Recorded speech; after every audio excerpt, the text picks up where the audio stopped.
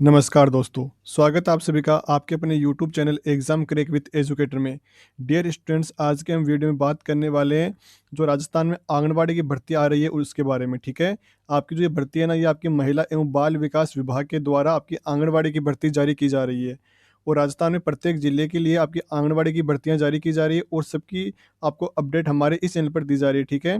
हमने एक play list बना रखी है राजस्थान आंगनबाड़ी वैकेंसी के नाम से, ठीक है। उस प्ले लिस्ट में आपको जितने भी ज़िलों की आंगनबाड़ी की भर्तियाँ आ चुकी है और जो अभी वर्तमान में आ रखी है, उन सब की जानकारी हमने उस प्ले लिस्ट में आपको दे रखी है, ठीक है।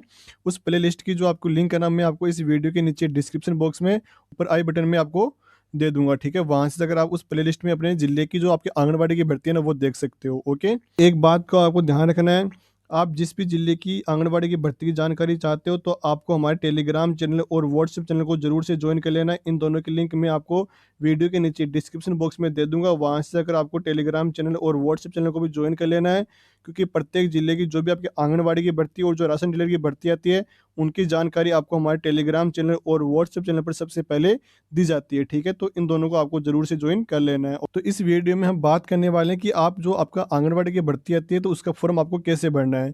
मैं आपको इसका एप्लीकेशन फॉर्म दिखाऊंगा, सेम वही एप्लीकेशन फॉर्म आपका रहने वाला है और उसमें आपको मैं एक एक डिटेल बता दूंगा कि आपको किस ऑप्शन में क्या भरना है, ठीक है। और साथ में ये भी बताऊंगा कि आपको आप जो डॉक्यूमेंट्स उसके साथ में लगाओगे तो आपको उस डॉक्यूमेंट्स का कितना नंबर मिलेगा, ठीक है।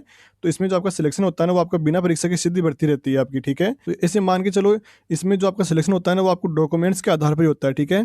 इसमें प्रत्येक डॉक्यूमेंट्स के अलग अलग नंबर इसमें जो क्राइटेरिया ना वो तय किया गया है, तो उसी आधार पर आपका एक प्रपत्र तैयार किया जाता है और उसके बाद में आपका सिलेक्शन इसमें किया जाता है, ठीक है। तो वो सारी जानकारी आगे इस वीडियो में आपको देने वाला हूँ।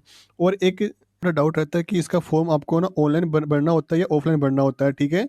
तो वो डाउट है आपका, मैं इसमें क्लियर कर देता हूँ कि जो आपके आंगनबाड़ी के फॉर्म भरे जाते हैं ना, वो आपके ऑफलाइन भरे जाते हैं, ठीक है। ऑनलाइन इसका फॉर्म आपका नहीं भरा जाता है, ऑफलाइन ही इसके फॉर्म फिल होते हैं, ठीक है। तो आपको खुद को जाकर अपना फॉर्म फिल करना होता है। फॉर्म फिल होता है आपका जो आपका नज़दीकी परियोजना कार्यालय, यानी जो आपका तहसील या पंचायत समिति है, वहाँ पर जाकर आप इसका फॉर्म अप्लाई कर सकते हो, ओके। आंगनबाड़ी की ये केवल और केवल महिलाओं के लिए होती है, ठीक है। फीमेल कैंडिडेट्स के लिए ये आपकी आंगनबाड़ी की भर्ती होती है। चलिए हम वीडियो स्टार्ट कर देते हैं। और वीडियो स्टार्ट करने से पहले आपसे एक छोटी सी रिक्वेस्ट है, यदि चैनल पर पहली बार आए तो चैनल को याद से सब्सक्राइब कर लेना है, बेल आइकन को भी ऑन कर लेना है, क्योंकि हमारे चैनल पर आपको हमेशा 100% जो रियल और जो रेयर वैकेंसी आती रहती है उनके बारे में आपको डेली अपडेट दी जाती है। साथ में राजस्थान की राशन डीलर और आंगनबाड़ी की भर्ती की सबसे लेटेस्ट अपडेट भी आपको हमारे चैनल पर दी जा रही है, ठीक है। तो चैनल को सब्सक्राइब कर लेना है, साथ में वीडियो लाइक और सभी के साथ में इसको ज़्यादा से शेयर भी कर देना, ताकि जो भी आंगनबाड़ी की भर्ती की तैयारी कर रहा है या उसका वेट कर रहा है और उसको फॉर्म भरना नहीं आ रहा, तो वो ये वीडियो देखकर अपना आंगनबाड़ी का फॉर्म सही तरीके से भर सकता है, ठीक है। ये गारंटी लेता हूँ कि ये वीडियो देखने के बाद में आपके फॉर्म में आपसे कोई भी गलती नहीं होगी, ओके। और राजस्थान में अभी हाल ही में जो आपका नई शिक्षा नीति के तहत आपकी जो आंगनबाड़ी में टीचर की वैकेंसी होने वाली है महिलाओं के लिए, तो उसके लिए जो आपका कोर्स रहने वाला है एनटीटी ईसीसी, तो इसके भी एडमिशन स्टार्ट हो चुके हैं और इस कोर्स की डिटेल आपको हमारे चैनल पर मिल जाएगी, ठीक है। वहाँ से अगर आपको इस कोर्स की डिटेल आप देख सकते हो, ओके। तो सबसे पहले मैं आपको जो आपकी जो आंगनबाड़ी की भर्ती आती है उसके बारे में कुछ जो बेसिक जानकारी है वो मैं आपको दे देता हूँ, ठीक है। तो इसमें देखो, जो 12th पास महिला है ना, वो इसमें अप्लाई कर सकती है, ठीक है। यानी आपके पास में मिनिमम 12th पास होनी चाहिए, जो कार्यकर्ता और सहायिका की पोस्ट होती है ना उसके लिए, ठीक है। और इसमें एक पोस्ट और होती है साथिन की, ठीक है। साथिन की जो पोस्ट होती है इसके लिए 10th पास महिलाएं अप्लाई कर सकती है, ओके। तो ये तो इसमें दो क्राइटेरिया रहता है पोस्ट वाइज, ठीक है। और एक सबसे मेन जो सभी का एक डाउट रहता है कि इसमें मैरिड और अनमेरिड का, यानी विवाहित और अविवाहित का, कि इसमें केवल विवाहित महिलाएं अप्लाई कर सकती है या अविवाहित महिला भी अप्लाई कर सकती है। मैरिड और अनमेरिड है वो दोनों अप्लाई कर सकती है, यानी विवाहित जो महिलाएं हैं वो भी इसमें अप्लाई कर सकती है और जो अविवाहित महिला है ना वो भी इसमें अप्लाई कर सकती है, ठीक है। तो ये दोनों के लिए रहने वाला है। तो ये थी इसकी कुछ बेसिक जानकारी जो मैंने आपको दी है। अब मैं आपको बता देता हूँ कि इसका एप्लीकेशन फॉर्म आपको कैसे भरना है, ठीक है। और उससे पहले मैं आपको बता दूंगा कि किस डॉक्यूमेंट से आपके कितने नंबर रहने वाले हैं। तो डियर स्टूडेंट्स, सबसे पहले हम देखते हैं कि आपको किस डॉक्यूमेंट से इसमें कितने नंबर दिए जाते हैं, ठीक है। तो देखो, इसमें आपको लिखा हुआ दिख जाएगा चयन हेतु मूल्यांकन प्रपत्र, ओके। जिसमें आपका आंगनबाड़ी कार्यकर्ता, मिनी कार्यकर्ता, शिशु पालन गृह कार्यकर्ता एवं सहायिका के लिए आपका ये प्रारूप रहने वाला है। जिसमें आपके सबसे पहले आता है शैक्षणिक योग्यता से संबंधित। यदि इसमें आपने स्नातकोत्तर यानी आपने पोस्ट ग्रेजुएशन कर रखी है ना, तो आपको इसमें 2 नंबर दिए जाते हैं, ठीक है? और यदि आपने केवल स्नातक कर रखी है, तो आपको इसमें 1 नंबर दिया जाता है, ठीक है? लेकिन इसमें जो आपकी न्यूनतम क्वालिफ़िकेशन होती है 12th पास, इसका आपको इसमें 0 नंबर ही दिया जाता है, ओके? ये जो आपका पूर्णांक रहता है, ये 2 नंबर का रहता है। यदि आपने ग्रेजुएशन और पोस्ट ग्रेजुएशन दोनों कर रखी है, तो आपको 2 नंबर दिया जाएगा, और यदि केवल आपने ग्रेजुएशन कर रखी है, तब आपको इसमें केवल 1 नंबर दिया जाएगा। अब इसके बाद में आपकी आती है इसमें जो आपको राजस्थान सरकार एवं एनसीटीई द्वारा अनुमति प्राप्त संस्था द्वारा मान्यता प्राप्त संस्था से द्विवर्षीय NTT, DPSC, diploma, BEd, BSTC, द्विवर्षीय प्रारंभिक शिक्षा शास्त्र यानी डीईएल, ईडी यदि आपने कर रखा है, कि आपको 2 नंबर इसमें दिए जाते हैं, ओके?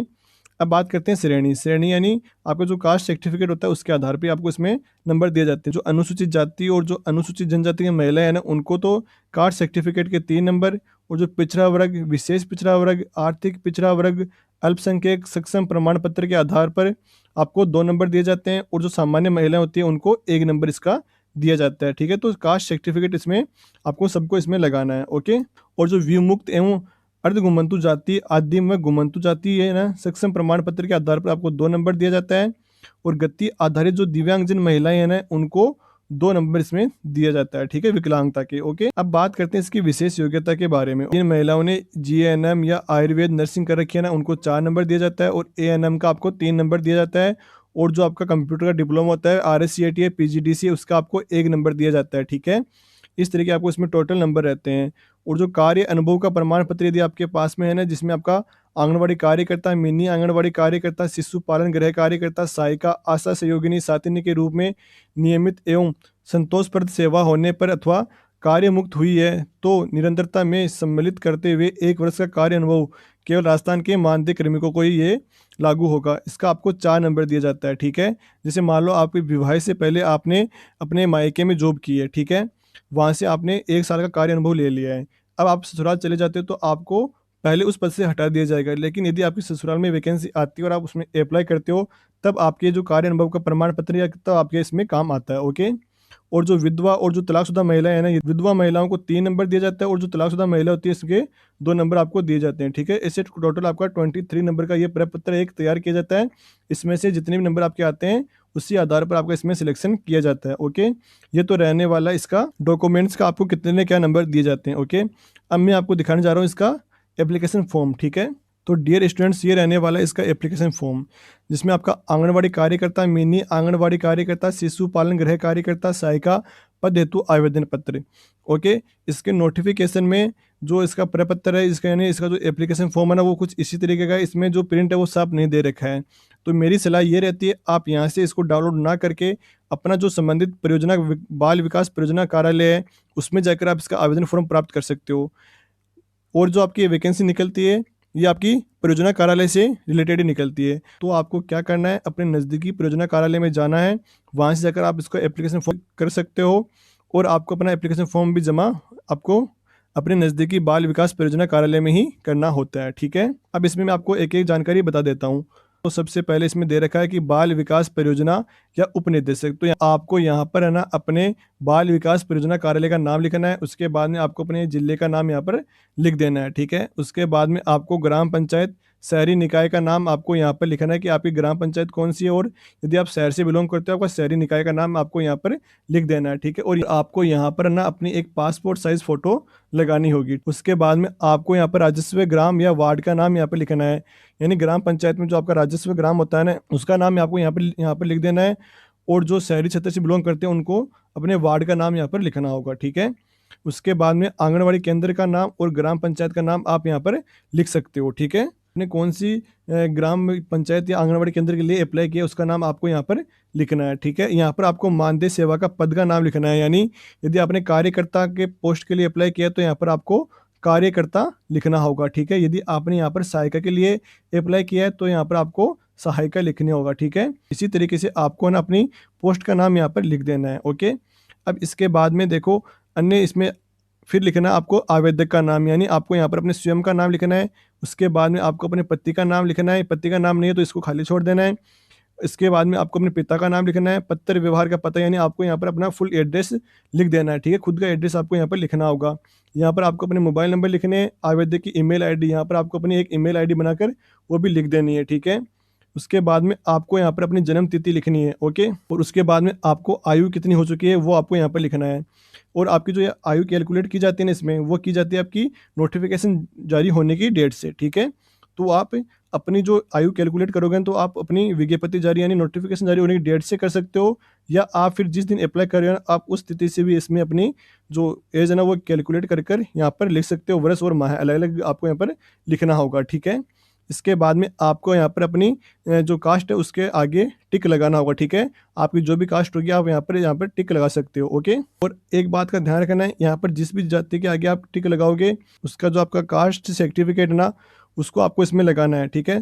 तो उसकी पृष्ठ संख्या आपको यहाँ पर अंकित करनी होगी। किसी की जो कास्ट है वो ओबीसी है, ओबीसी पे टिक किया और यहाँ पर आपको अपनी पृष्ठ संख्या लिख देनी है कि मैंने अपने कास्ट सर्टिफिकेट इतने नंबर पर लगाया है। इसका मतलब ये रहता है कि आपको ना क्रम वाइज अपने डॉक्यूमेंट्स इसमें लगाने होते हैं। जैसे सबसे पहले आपने 10th की मार्कशीट लगा दी, फिर 12th की लगा दी, उसके बाद में आपने ग्रेजुएशन लगा दिया, पोस्ट ग्रेजुएशन लगा दिया, आपने बीएड वगैरह कर रखी है वो लगा दिया, या आपके पास में कोई कार्य अनुभव है वो लगा दिया। उसके बाद में आपने अपना कास्ट सर्टिफिकेट लगा दिया, मैरिज सर्टिफिकेट लगा दिया, ठीक है? इस तरीके से आपको नंबर वाइज वो लगाना है और उसके पर सब उन सब पर आपको अपने खुद के सिग्नेचर करने हैं और पृष्ठ संख्या अंकित करनी है और वो पृष्ठ संख्या आपको यहाँ पर लिख देना है, ठीक है? उसके बाद में आपको विवाहिक स्थिति पर टिक करना होगा। यदि आपने विवाह कर लिया तो विवाहित पर करना है, विधवा हो तो विधवा पर, तलाकशुदा हो तलाकशुदा पर, ठीक है? और यदि आप अविवाहित हो तो इसको आपको खाली छोड़ देना है, ठीक है? यदि आप विवाहित हो तो आपको अपने मैरिज सर्टिफिकेट इसमें लगाना होगा और उसकी भी आपको पृष्ठ संख्या इस पर यहाँ पर अंकित करनी होगी। यदि आप विधवा तो अपने पति का मृत्यु का प्रमाण पत्र लगाना होगा और जो तलाकशुदा महिला है उनको अपने न्यायालय द्वारा जो जारी डिक्री या आदेश होता है वो यहाँ पर लगाना होगा, ठीक है? अब इसके बाद में देखते हैं विवाह की तिथि। आपकी शादी कब हुई है वो डेट आपको यहाँ पर लिखनी होगी और वही आपको पृष्ठ संख्या यहाँ पर लिख देनी है अपने मैरिज सर्टिफिकेट की, ओके? अब शैक्षणिक योग्यता का विवरण आपको यहाँ पर देना होगा, जिसमें आपको सेकेंडरी की यानी 10th की मार्कशीट का विवरण आपको यहाँ देना होगा कि आपने कौन से वर्ष में 10th की है, और आपको यहाँ पर विद्यालय, बोर्ड, विश्वविद्यालय का नाम यानी आपने कौन से बोर्ड से 10th पास किए वो लिखना होगा और यहाँ पर आप अपनी परसेंटेज वगैरह लिख सकते हो, ठीक है? उसके बाद में 12th का लिखना है। नर्सरी टीचर ट्रेनिंग यानी यदि आपने एनटीटी या डीपीसी कर रखा है तो वो आपको यहाँ पर लिख देना है। स्नातक यानी ग्रेजुएशन का बायोडाटा आपको यहाँ पर लिखना है। पोस्ट ग्रेजुएशन का बायोडाटा आपको यहाँ पर लिखना है।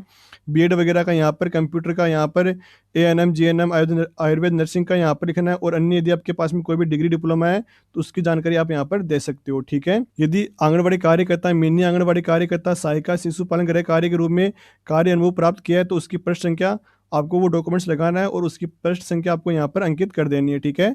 और यदि आप कोई अन्य विवरण देना चाहते हो, जैसे यदि आपने कोई भी अन्य कोई डिग्री या डिप्लोमा कर रखा है तो उसका विवरण आप यहाँ पर दे सकते हो। जो भी डिग्री डिप्लोमा के बारे में आप यहाँ लिखोगे और उसकी जो फोटोकॉपी लगाओगे तो उसकी पृष्ठ संख्या आपको यहाँ पर अंकित कर देनी है, ठीक है? कि मैंने इतने नंबर पर ये मेरा डॉक्यूमेंट्स लगाया है। इसके बाद में आपको यहाँ पर अपना आवेदन पत्र प्रस्तुत करने की तिथि यानी दिन आप अपना आवेदन फॉर्म यानी एप्लीकेशन फॉर्म जमा करवाने जाओ ना, वो डेट आपको यहाँ पर लिख देनी है, ठीक है? अब देखो यहाँ पर आपको लिखना है कि संलग्न दस्तावेज, सभी दस्तावेजों की सब प्रमाण प्रति आपको संलग्न करें, यानी आपको सभी डॉक्यूमेंट्स की जो है ना फोटोकॉपी लगानी है और वो भी अपने खुद के सिग्नेचर कर, ठीक है? और जहाँ पर आपने जो भी डॉक्यूमेंट्स आपने लगाया है ना, जैसे मान लो आपने अधिकतम शैक्षणिक योग्यता संबंधित अंक तालिका प्रमाण पत्र लगाया है तो यहाँ पर आपको सही का टिक कर देना है, या जो यहाँ पर यह है ना हाँ, यहाँ पर हाँ लिख देना है वरना ना लिख देना है, ठीक है? या आप टिक भी कर सकते हो, क्रॉस भी कर सकते हो, ठीक है? और यहाँ पर आपने पृष्ठ की संख्या यहाँ पर लिखनी है, ठीक है? कि इतने पृष्ठ की संख्या ये डॉक्यूमेंट्स रहने वाला मेरा, ठीक है? तो इन सबको आपको फिल कर देना है, ओके? जो भी डॉक्यूमेंट्स आपने इसमें लगाया है। उसके बाद में आपको यहाँ पर डेट लिखनी है, किस डेट को आप अपना फॉर्म जमा करवाने जा रहे हो, और यहाँ पर आपको अपने खुद के सिग्नेचर कर देने हैं, ठीक है? जो भी आपके सिग्नेचर वो आप यहाँ पर कर सकते हो, ओके? उसके बाद में आपको यहाँ पर देखो खुद का नाम लिखना है कि मैं अपना नाम यहाँ पर लिख देना है, ठीक है? यहाँ पर आपको घोषणा वगैरह दे रखी है कि हमारे घर में शौचालय वगैरह भी है, हम उसका नियमित उपयोग भी करते हैं, सारा आपको यहाँ पर लिख देना है। और जो विधवा महिलाएं हैं उनको यहाँ पर अपने पति की मृत्यु का दिनांक यहाँ पर लिखना होगा, ठीक है? और यदि जो तलाकशुदा है ना उनको कि यहाँ पर मैं इतनी तारीख से तलाकशुदा हूँ, ठीक है? वो यहाँ पर आपको लिख देनी है, ओके? और आपने पुनर्विवाह नहीं किया इसकी भी आपको घोषणा इसमें कर देनी है। फिर से आपको यहाँ पर आवेदनकर्ता के हस्ताक्षर आपको यहाँ पर कर देने हैं, ओके? आपने हस्ताक्षर यहाँ पर कर सकते हो, यहाँ पर आपको डेट फिर से लिख देनी है। अब आता है सबसे मेन पॉइंट इसमें रसीद।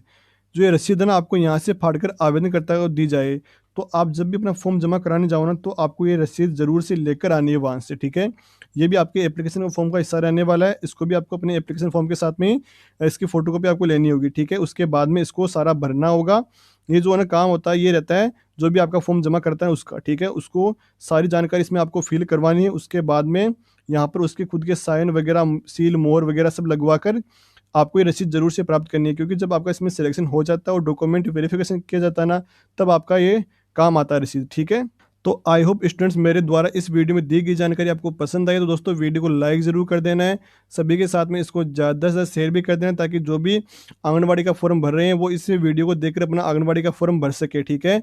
और यदि अभी तक चैनल को सब्सक्राइब नहीं किया तो प्लीज़ चैनल को भी सब्सक्राइब कर लिया और बेल आइकन को भी ऑन जरूर से कर लेना है सभी को, ठीक है? और टेलीग्राम चैनल और व्हाट्सएप चैनल को जरूर से ज्वाइन कर ले, क्योंकि जितनी भी जिलों की आपके आंगनबाड़ी की भर्तियां आती है उनकी सबकी जानकारी आपको हमारे टेलीग्राम चैनल और व्हाट्सएप चैनल पर दी जाती है, ओके?